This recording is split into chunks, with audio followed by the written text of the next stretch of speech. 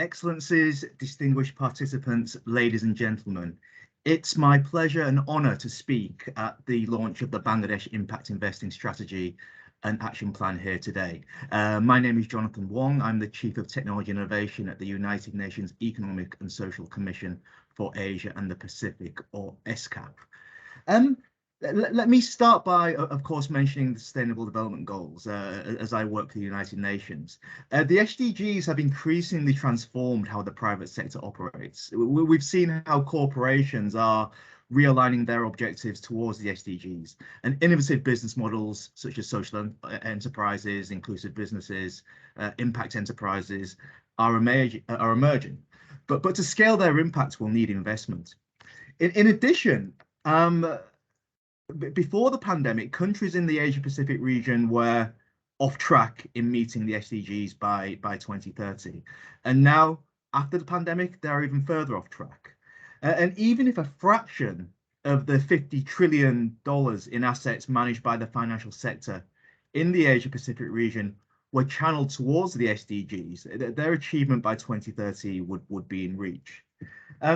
Addressing the SDG financing challenge and of course building back better from the pandemic will require innovation in how we finance and invest. And in this regard, impact investing has emerged as a priority innovation, if you like, in meeting the SDG financing gap. And to maximize the potential of impact investing will of course require multi-stakeholder collaboration between the private sector, civil society and governments. And it's great to see at the event today, on looking at the agenda, representatives from all three of those sectors speaking and addressing the audience here today.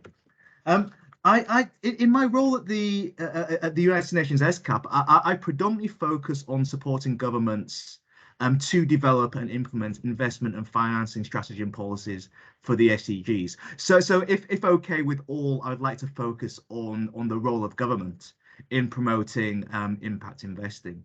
And just to add, it's great to see the commitment at this event of so many high-level officials from different parts of the Bangladesh government. So that's really commendable in showing that commitment and the priority that the government is placing on impact investing as a tool, if you like, or an innovation to meet the ambitions of the Sustainable Development Goals.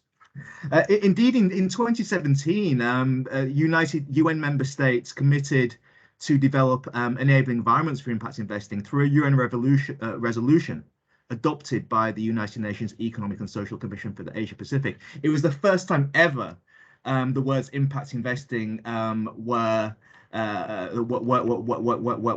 specifically referenced in a UN resolution. So in that regard, Asia Pacific member states, including Bangladesh, played a real leadership role globally in really putting this agenda on the UN and priority list and with member states globally.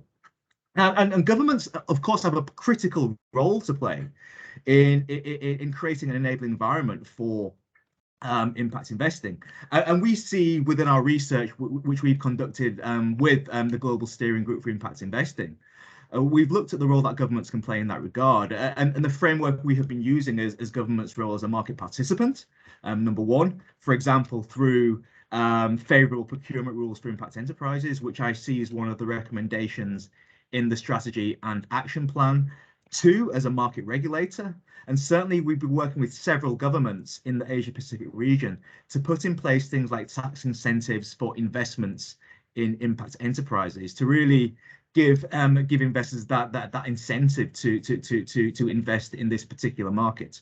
And finally, as a market facilitator, I mean, interestingly, we've seen social stock exchanges being experimented with around the world, and countries and governments are continuing to explore these platforms that links impact investors to impact enterprises as well. I think it's important to also make a final point on the importance of gender lens investing. It's really, again, commendable that the strategy and action plan has a very sharp focus on gender lens investing. And certainly our research within UN ESCAP has shown that advancing women's equality in the Asia Pacific region could add as much as 4.5 trillion, or a 12% increase in GDP by 2025.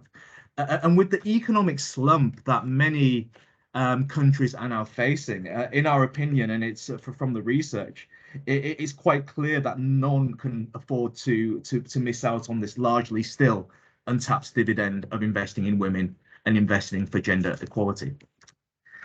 In closing, I just wanted to get to really commend all stakeholders involved in developing the strategy and action plan, and really commend their efforts and work in bringing this to fruition.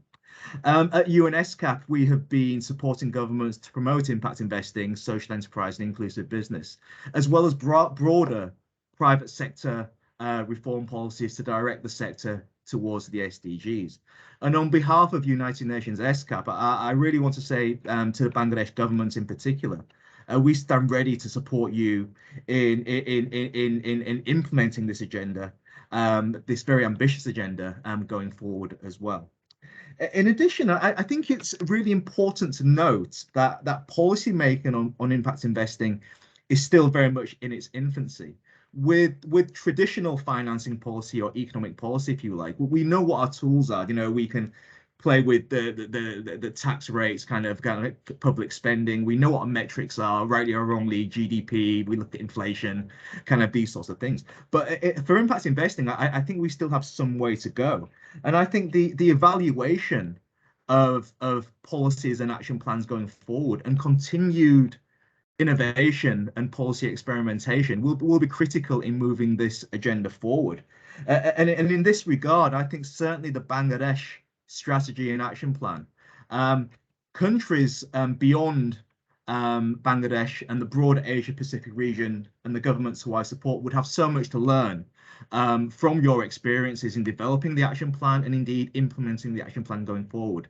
So certainly I'll be reaching out to the government officials involved to really invite you to the UN platforms and events to share your experiences with the broader United Nations Asia Pacific community, so that we can kind of grow this movement from the margins to the mainstream. Again, just in closing, a huge thank you to you all for inviting me to say a few words today. And again, to reiterate, United Nations ESCAP really does stand ready to support the implementation of this strategy and action plan.